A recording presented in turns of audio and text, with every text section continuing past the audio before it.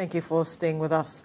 As herdsmen continue to invade many parts of the country, leaving behind a trail of blood and tears, victims of such attacks are left counting their losses. In just a week, Benue State witnessed several attacks in different local governments and resulted in the death of at least 87 persons and many houses burnt. The Governor of Benue State, Samuel Ortom, and Governor-elect, Reverend Hyacinth Alia, have condemned the brutal killings of innocent Nigerians and urged the federal government to beef up security measures in the state. Joining us in the studio is an international anti-terrorism specialist, Dixon Osaje. Good morning. Thank you for joining us on TVC Breakfast. Thank you for having me. Now, when you look at this matter of insecurity in Benue State, it seemed to be peculiar because it happens. We see the number of deaths and killings recorded. There's some lull, and then the strike again. I'm wondering what your interpretation is to this reoccurring incident in Benue State.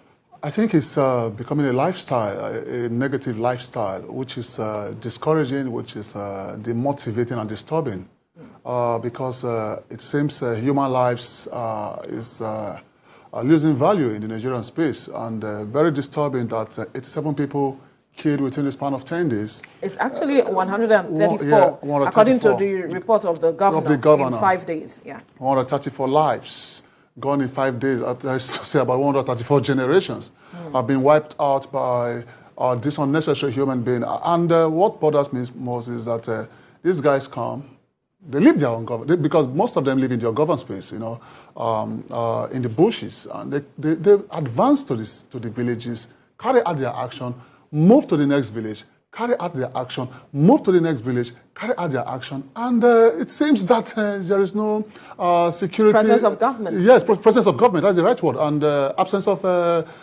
response mechanism.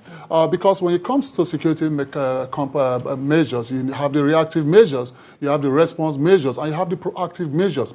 When proactive measures fail, response measures shouldn't fail. Response measure in the sense that where are our surveillance equipment, where are our security agency? How do you allow that incident to take place in a village, and after that incident, the next village was affected? The next village was affected as if we are living in an era of no communication. This is a technological era. Everybody has a phone. You can reach out to the state government or to the security agent. For me, I think it's an absence of political will. It's an absence of proper integration or coordination between the military and the security agency. Because if, for example, an incident is taking place in Oshodi now, that is why I give Lagos credit. The RRS, the Rapid Response Group, excellent. If an incident is taking place in, let me say, Ajah, for example, between the next 5-10 minutes, you see the response mechanism. So it bothers me. I'm worried if we are still practicing the same policing system in the Northeast, in the Middle Belt, or whatever the case may be, except we have fifth columnists, but we should not welcome that in the Nigerian space. It's disturbing, Vera, terribly. But who's to blame for this spate of killings? Benue State also has a peculiar position, especially with its issues with the federal government. And even on this issue, President Buhari has spoken, but Governor Ortom has also spoken. There's been this running battle now as to the level of involvement of the federal government being little or how sufficient. Questioning, querying the sincerity of government to addressing their matters. Well, the government was voted into power to protect the state. You know, sometimes the problem we have in our own country here is centralizing our problem. Centralizing our problem in the sense that when incident transfer, for example, in Lagos State or in my own state, Edo State, you want to blame the president or you want to blame the presidency. The reason why you are voted into power as a governor is to carry out a vulnerability assessment within your given state if you are suffering from such kind of incident. You know, most times people don't understand the power of vulnerability assessment or vulnerability analysis. It begins with asking questions. What is the problem, Vera? The problem is insurgency, terrorism, and banditry. What is the solution? Military might. The next question is, the military might you applied, did it resolve the problem? No. Then go to the next question. What should be done? Now, we've applied military might, it's not working. We've applied police might, it's not working. What should the government of Benue State be doing? Because we need to stop the blame game. We're talking about human lives here being eliminated by criminal elements. Let's stop the blame game. Let's start looking at profiling solutions. Profiling solutions is very, very is doable, because sometimes I think maybe Nigeria is sitting on a 1 billion landmass. No, we're sitting on 23,000 square kilometers. If you're looking at the ethnography of Nigeria, we have a lot of tribes, ethnic group, 371 tribes, 520 languages, 250 ethnic groups. We have a multidimensional issue here, and needs to be we need to apply the proactive measures. So for me, I think the state governor should stop blaming the government, and the government should stop blaming the state government. We need to start seeing solutions. You were voted into power because if you look at the election campaign, you see security in the agenda. So if you have security in your agenda that you are going to protect the state, why blaming the government? Oh yes, you want to say, Dixon, the military does not respond to the governors. Of course. And they respond strictly to the federal government. That tells you that we failed in building the capability of our policing system because, presently we are practicing a centralized policing system. Absolutely. So we need to decentralize that. Thank God we're having a new administration come May 29. The security agenda for the incoming president must be robust to tackle the incident we are facing. If we don't tackle it from the foundational roots, looking at the causative factors, how did Benue State arrive at this state of killings? What led to the killings? Is there a rift between Benue, between the people and the Fulani herdsmen or the bandits, whatever the case may be?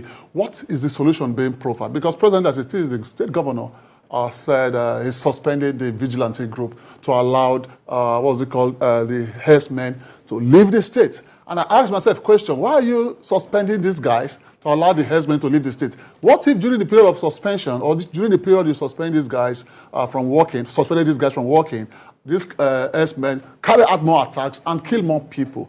We shouldn't be looking at that. Go after this criminal element, no matter who is involved. Even if it's the president's brother or whoever the case may be. We're talking about human lives here, because human lives are irreplaceable. If we don't place premium or place value on human lives, I tell you the truth, we'll continue to have negative limelight, negative image in the international community.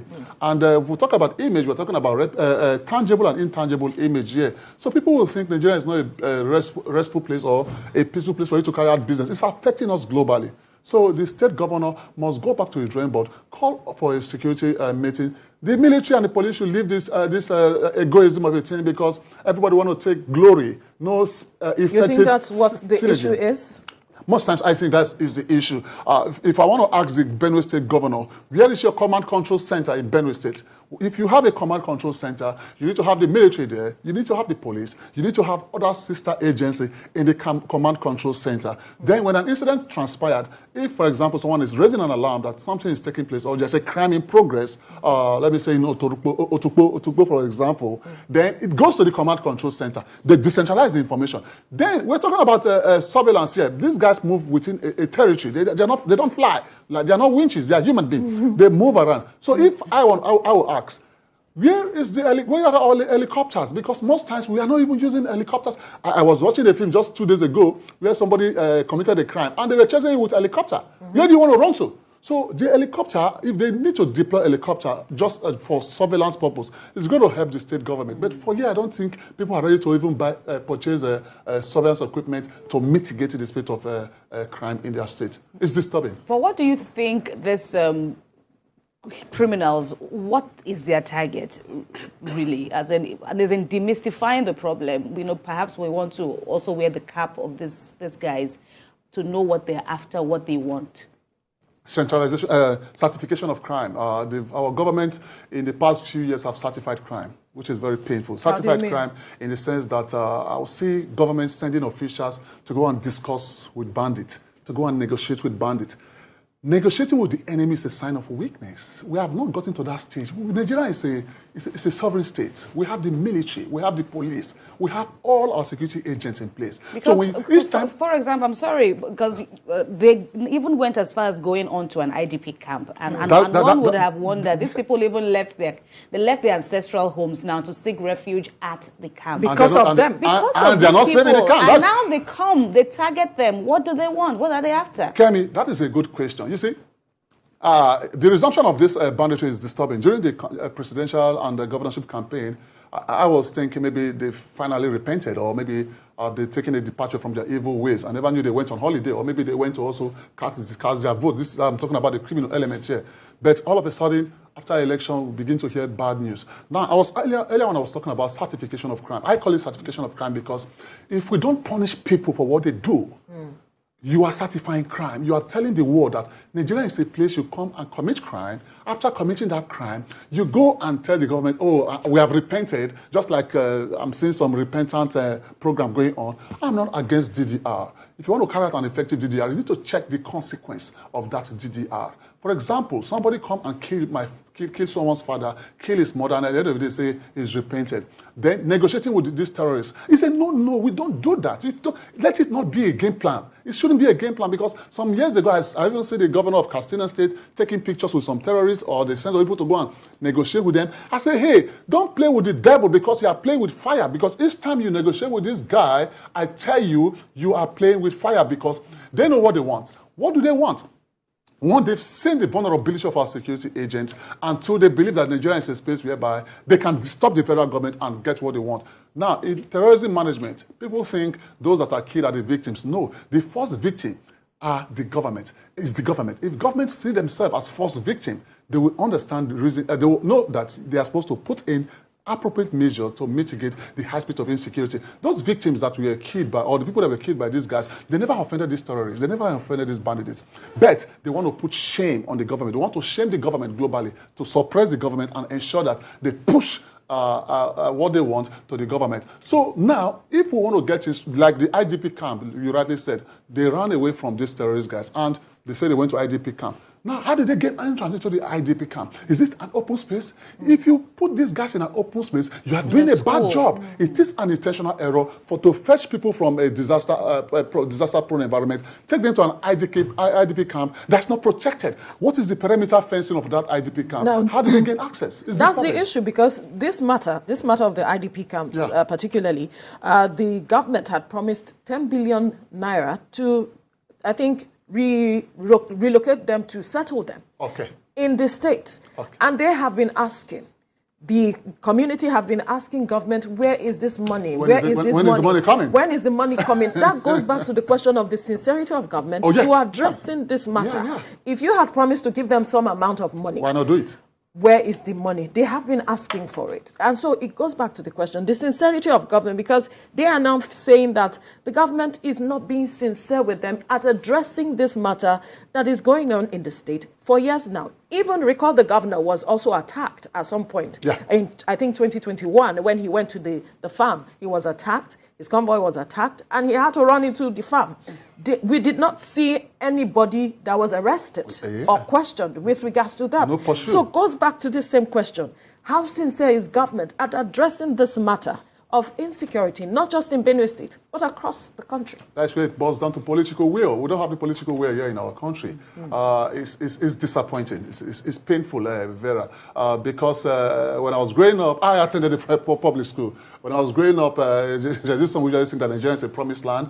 Africa is a great continent. We are marching forward to take our place among great nations of the world. But it's so sad that we are marching backward, because the spate of killing in Nigeria is seriously disturbing. It's a worrisome situation, because sometimes, if you are not affected, you don't know how painful it is. Their family are in grief, their brothers and sisters are in grief. Then we have people we voted into power. We've been crying for democracy for so many years. Is this what it's giving us? So government's will, for me, I think there's no sincerity of purpose. The government is not sincere with this, from top to down. Because if the government is sincere, then they should be holding people accountable in office, even after you leave office. Accountability has to come from the horizontal and vertical plane, in the sense that if I am in office as a commander in a battalion or in a brigade, and an incident went wrong under my command, I should respond to authority after leaving office or while still in office. How did it happen? Yeah, our soldiers are... You are even talking about IDP camps. They are cleaning our police every day. They are cleaning our soldiers every day. That tells you that we need to start looking at force protection, protecting those that are protecting us. We have not even started the program of force protection, which I believe this coming administration should look into force protection. Because if we look into force protection, that is protecting our security agency for them to protect us, I tell you, will achieve a lot of results. But here, the guys that are meant to protect us are being killed like chicken as well. They train so hard and die cheap. When I joined the military 25 years ago, I was trained hard. And the language there is I train hard, die hard. But here we are training so hard and dying cheap. It's erroneous. If we don't hold our commanders accountable, our leaders accountable, commissioner of police accountable, IGP accountable for the death of our men, mechanical wise, because it's not acceptable for a soldier or a police officer to die based on mechanical error. It's unacceptable. It's not done anywhere. So, talking about sincerity of purpose, our politicians need to remember that they are serving this country. I don't think they believe in the Nigerian state. If you believe in the Nigerian state, you will ensure that you put things in order. All these are political in nature, because why would people just come out and start killing Nigerians? Where are they from? What do they want? What do they want to achieve with this? You know, when you put a society in a state of fear, maybe, for example, you want to shame a government or shame a state governor. These are what we experience. So for me, first of all, it's a no-no. If you look at the American Code on Terrorism, they said it's a crime to negotiate with terrorists. Do not negotiate with these guys. Because let me tell you, if you negotiate with them today, Vera, relax. In the next 5 years, another group will spring up to come and negotiate. You also negotiate. So if you say, Dixon, do we stop negotiating? Yes. Negotiating with the enemy is a sign of weakness. We are telling them that we are weak, we don't have the capability. So what we should be doing now is that the new administration should look at building our military and policing capability. What is the strength of the military? I told you earlier on that we are sitting on 923,000 square kilometers. Our military, strength of our military, can it cover Nigeria? No. The Nigerian army, as some few years back, I think I learned there about 375,000 or so on. Well, let me say on an average, maybe maximum 400,000 officers and men capacity. How many strength do we have in the police? The policing system, you could see that most of them, the protection-wise, they are protecting the airlights. They are not even protecting the people. As I was coming to your studio now, I saw a lot of sirens, as if they are taking somebody to a morgue. But they are carrying human beings, disturbing this peace of Nigeria, taking the airlights to where they are going to. And we are all human beings. Taxpayers' money, you are using it to protect the airlight. We need to tell the police to start doing what policing is all about. Are you with me? Let us, everybody, every department, the policing system, the military, they need to synergize, and everyone should know the role they need to play. Then on the other hand, what is wrong with the vigilantes, our system of alternative policing in Nigeria, community policing, as we love to call it, because there is one in place. Of course, the Ortom administration had been talking for long about the inadequacies of the military and the police. Even the IDP camps, they've also said so. But in this case now, where you bring in community policing systems now to help with the shortfall of the regular military and police officers, help us understand the gaps that, government also need to know, because these people now, they claim that they are known. Residents say they are known. So where was the community, police operatives, at the time when they were carrying out all these attacks? Okay, if you ask me at the time when they were carrying these attacks, they were sleeping. They were sleeping. That's my because the advantages had been that they know the terrain, they know how to penetrate all these areas. So could it also be that there is something that we are not getting it wrong, or there's some things that we need to put in place to enhance our community policing system? Yeah, we are not. Fantastic question, Kemi. I laughed because when we talk about security, we are talking about the totality of safety. We're talking about the freedom from danger. We're also talking about you and I being able to live, move around freely without being intimidated or coerced by anybody within the Nigerian space. That's what security is all about. And if you ask me where our security agents, a few days ago there was a shooting in a school in America. You saw the response time, and the assailant was gunned down by the by the police. So if that, I was saying to myself, if this happens in our country, maybe in Benue State, that killer will finish everybody in that school before we get to see the police. It might take like 1 week or 2 weeks. Is it that we don't have police presence? Is it that we don't have a lot of strength to contain with this crime or crime in progress? Now, if you look at the problem within the Nigerian space, or Benue State, for example, the response time is very disturbing, because response time is very important. Because I earlier said, if proactive measure failed, response measure shouldn't fail. Response measure in the sense that, now, this is what happened in Nigeria. When an incident happened here now, for example, what has happened in Benue State, I saw the governor, everybody went there. Then This week, everybody will go back home and relax. You understand? Nobody wants to pursue that incident to a conclusive end. We don't usually follow incident to a conclusive end because when an incident happens, the incident remains open until the perpetrators are brought to book, which our security agents don't understand what investigation is all about because this incident that happened now is an open incident. It is not yet closed. The day this incident will be closed is when the perpetrators are brought to book. And I'll tell you for free, this incident might just be open till eternity. I'm coming from an investigative point of view and security point of view now. So now we need to start looking at surveillance and information gathering and intelligence because it's so sad that somebody will move from a space. Let me say, for example, let me take Lagos, for example. These people that carry out these activities moved from Ikorodu, for example, getting to Ekpe, or what's it called, Aja, carry out the activities. Nobody saw them. I understand they are moving in the bush, or they're moving in the bushes, or whatever the case may be. Stay in one place. Yes. Since this Benue killings has been taking place, what has the state governor done in respect of area surveillance? You know, one of the beautiful things about area surveillance is that it sends a psychological deterrence to the criminal element because they will think that you are monitoring them or you are watching them. So if you don't have an effective surveillance system to cut off the crime, because when you look at the triangle of crime, for a crime to take place, 3 things must be present. The availability of that substance, which has to do with this human being, for example, that were killed. Then the motive. Do they have the motive to carry that crime, that incident? Yeah. And the third angle of the triangle, I'm talking about the triangle of crime now, the human being, which is the availability, the motive, and the opportunity. No criminal incident transpires without opportunity. In every criminal incident, there must be an opportunity. Opportunity in the sense that if I want to strike now, if my windows, if I'm coming to your house to come and pick your phone and your windows are locked, the opportunities are shut. Yeah. But if your windows are open, the opportunities are open. That's I'm just trying to give you an illustration. What opportunity means in the crime triangle. So the opportunity area, the opportunity point of this triangle is very broad. And that is why this criminal element, they are capitalizing on our vulnerability. Your vulnerability is the enemy's opportunity. Are you with me? So if you close up your vulnerability, you are cutting off the criminal's opportunity. So what our government needs to do is to cut off this criminal opportunity and ensure that these guys does not carry out this attack free of without just like that. So they should project high-powered surveillance team to carry out surveillance. Make sure you go to the enemy's camp, know what the enemy is planning. Don't allow them to carry out that act because each time this enemy strike, this criminal strike, security has been defeated because when crime takes place, security has been defeated. Now, how do we, still taking Benue State as an instance now, how should the government begin to close up the gaps that the bandits are taking opportunity of? And what would it take? Now, the aspect of the volunteer groups now, there was a point where the governor was calling for them to be armed. And there was a back and forth with regards to that.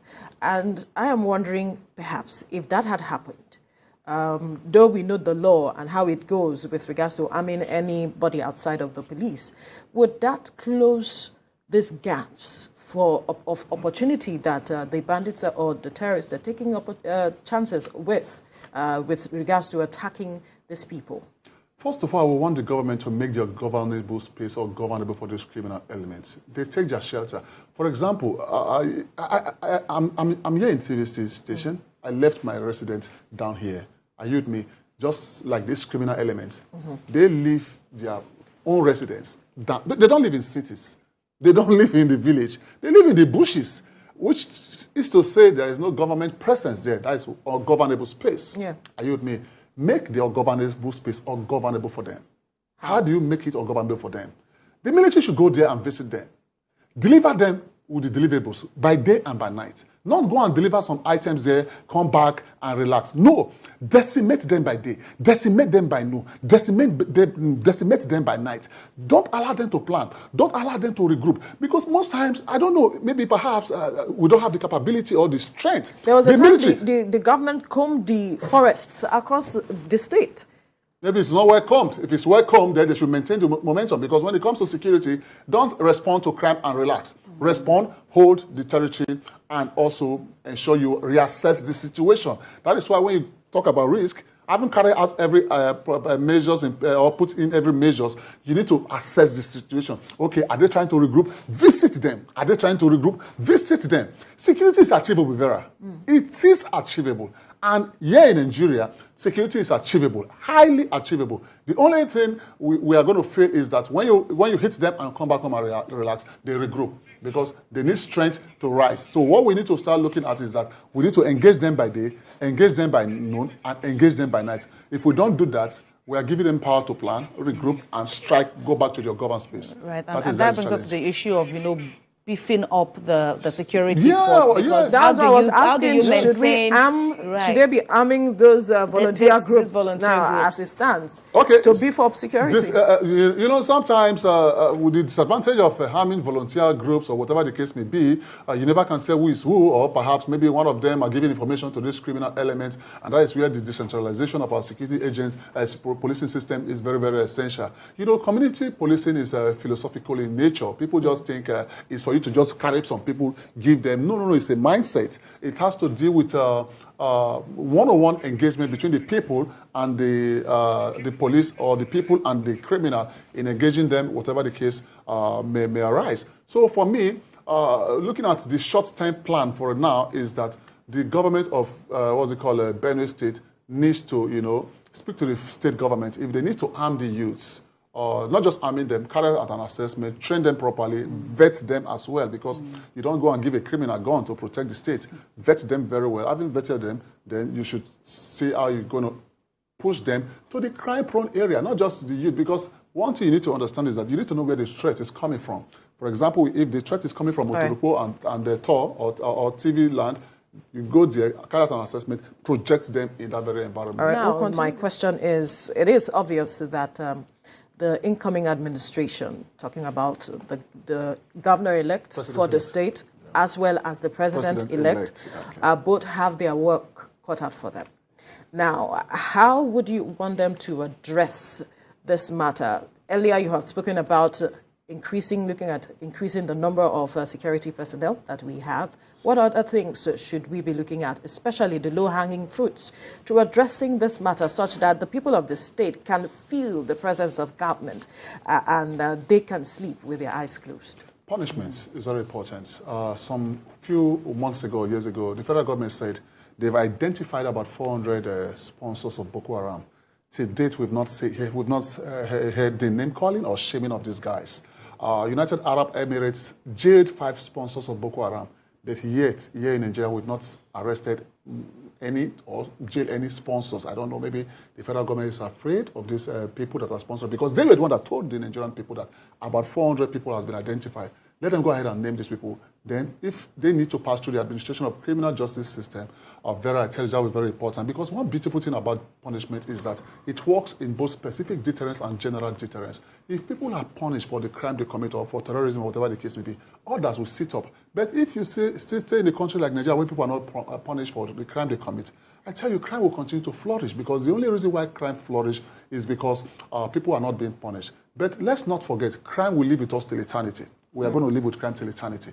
But we need to reduce it to as low as reasonably acceptable. The crime rate needs to be reduced. Then secondly, our military must see this as a war against the Nigerian state. Our officers, our commanders must not jeopardize with security. Because the money, and with all honesty, Vera, the federal government of Nigeria is doing their best, financial-wise. You can't expect the president to go and be in the battlefield or Malami to go and be in the battlefield. They are releasing these funds for procurement of arms and ammunition. Is it that some people are not buying these arms and ammunition? Is it that some people are diverting these funds? And that is where I talk about accountability. People need to be held accountable. Then also we should be looking at an effective security management. This present administration security agenda must be holistic. The politicians must be involved. The people must be involved. Economical-wise, we need to start looking at the threat from that point of view.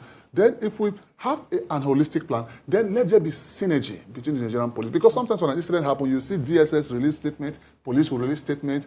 Last man will release statement. No, security don't work that way. Last man is not security now. Will release a statement. So we need to start synergizing our security agent and let them know that you we're all fighting a cause to protect the Nigerian state, and that is just the reality. And I wish the new administration good luck, because it's going to be a big tax, but it's doable if only they hold people accountable. In all of this, too, the people also have a duty, don't they? But do we see people coming in with providing essential information? Because the general assumption out there is that these criminals are known. In the Benue case now that we're having cases of these horrendous killings, the governor, and he believes that the criminals are known, and many others share that perception. But why don't we have people coming up providing information to the police? Is it a trust deficit issue? Or how do we protect them? Because we have seen situations where there was reprisals because people gave information. Or should we incentivize, them to make more people come forward and help police in their duties? Well, security is sensitive and it's systematic. Like you rightly said, what was it called? Informants, protecting the informants is very important. If you go to advanced world, informants are big boys, When they give information, you sort them and you credit the account.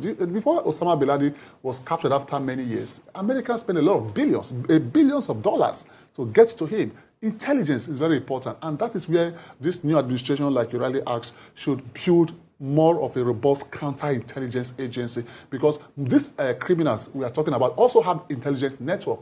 So their own intelligence network, they carry out their own intelligence network against the state. So we need to build a counterintelligence network. Counterintelligence network is countering the plan of the enemy to fetch your own information. So our security agent, most especially the police, must understand that informants or information received from informants must be protected. And also we cannot rule out fifth columnists and also bad eggs between the police and the military. That is why effective vetting is very important. Don't just pick any person on the street, go and lodge him into the army, lodge him into the police. Some of them might be informant or serve as informant. Then, if we don't look at motivation, these police guys and officers and men, they will sell out. Motivation in the sense that you can't pay a policeman 60,000 naira in a month. That is less than $100. And they see somebody that is coming to give him $1,000 to give them information. They will give out information. So we need to start looking at motivation. This coming administration should ensure that they pay the least policeman should even be paid 400,000 naira minimum. Are you with me? So that he cannot. Is it that is going too much? No. Do you know the cost of life? You can't buy a life, because anyone that puts his life for a living must be well paid, well cared for, good accommodation, beautiful cars. All right. Enjoy your life for protecting the state. All right, we'll leave the conversation here now. International anti-terrorism specialist Dixon Osaje, thank you for your time on the program. Thank you very much. Thank you.